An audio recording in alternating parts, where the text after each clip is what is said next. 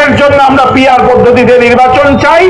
এবং আজকে এখানে যে পুণ্যভূমিতে আমরা দাঁড়িয়ে আছি, যে সিলেটে দাঁড়িয়ে আছি, আমরা আশা করেছিলাম আর যারা যাই করেছেন না কেন, বর্তমান অন্তর্বর্তীকালীন সরকার অন্ততপক্ষে সিলেটের সাথে বৈষম্য করবেন না, কারণ ওনারা বৈষম্য বিরোধী আন্দোলন থেকে উঠে আসা একটা সরকার। কিন্তু আমরা কি দেখলাম, এই সিলেটের মানুষের সাথে অতীতে যেইভাবে বৈষম্য হয়েছে ওনারাও ঠিক তেমনি ভাবে বৈষম্য করলেন।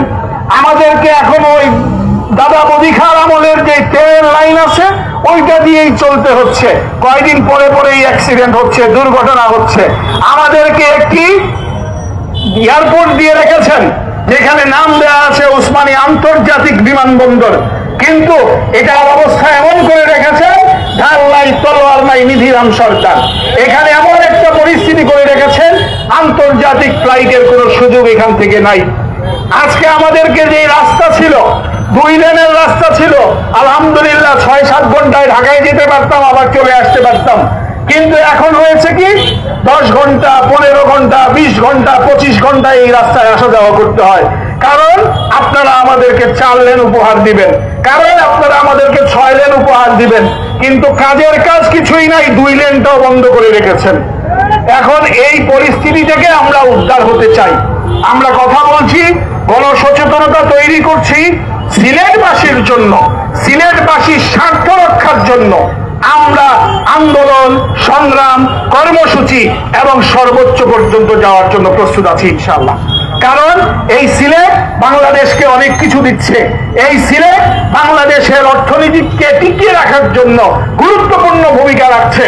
আপনারা আমাদের গ্যাসগুলো নিচ্ছেন, এই গ্যাস নিয়ে আপনারা চিটাগাঙ্গের, ঢাকার কলকারখানাগুলো চালাচ্ছেন এবং এইগুলো থেকে রাজস্ব আদায় করছেন, কিন্তু আমার সিলেটের মানুষকে আপনারা গ্যাস দিতে চান না। আপনি গ্যাস দিবেন না, বাসা বাড়িতে অসুবিধা নাই, আমাদেরকে কলকারখানা করে দেন। আমাদের যুবকরা আছে, আজকে এই যুবকরা অটোরিকশা চালানোর জন্য তাদেরকে আন্দোলন করতে হয়। আমাদের এই যুবকরা সিএনজি চালায়, আমাদের এই যুবকরা বিদেশ যাওয়া ছাড়া একটা কর্মসংস্থানের আর কোনো সুযোগ তাদের থাকে না।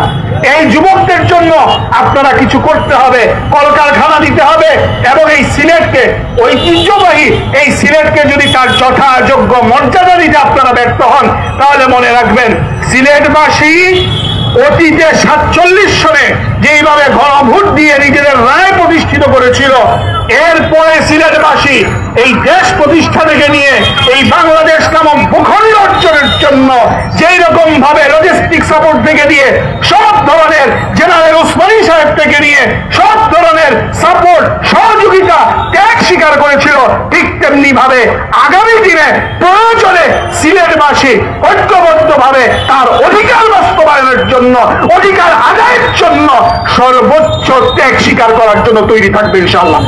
তাই আসুন আমরা ঐক্যবদ্ধভাবে সিলেটের এই দাবি আদায়ের লক্ষ্যে, সিলেটের স্বার্থ আদায়ের লক্ষ্যে ঐক্যবদ্ধভাবে কাজ করি এবং পিআর সহ জনগণের যেই দাবিগুলো নিয়ে আজকে ইসলামপন্থী রাজনৈতিক নেতৃবৃন্দ ইসলামপন্থীদের একটি বাক্স আগামী জাতীয় নির্বাচনে দেওয়ার পরিকল্পনা নিয়ে পীর সাহেব চরমোনাই মাঠে ঘাটে হাটে ঘুরে বেড়াচ্ছেন, সেই ইসলামপন্থীদের এক বাক্স বাস্তবায়নের জন্য জনগণ, সিলেটবাসী ঐক্যবদ্ধভাবে আমরা সহযোগিতায় এগিয়ে আসবো, সেই আশা এবং প্রত্যাশা রেখে আজকের এই আয়োজনের সার্বিক সফলতা কামনা করে বক্তব্য শেষ করছি।